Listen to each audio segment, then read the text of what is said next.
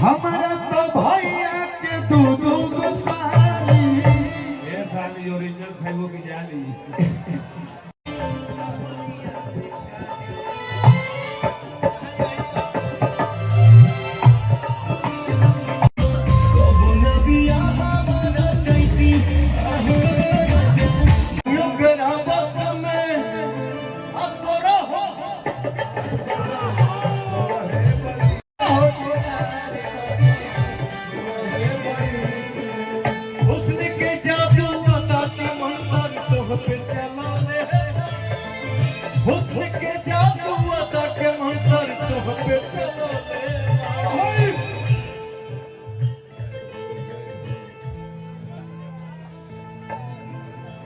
भगवान बड़ी फुर्सत से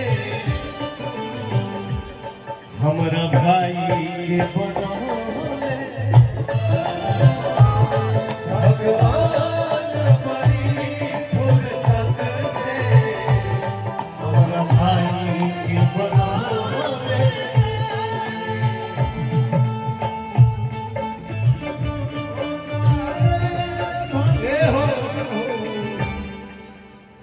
रूपवा सोलो ना ये दोनों धनिया अरे रुका रुका रुका रुका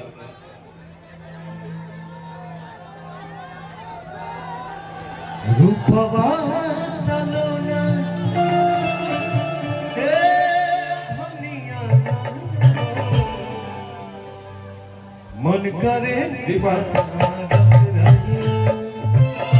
रूपवा सलोना हे धनिया मन करे निहारत रही।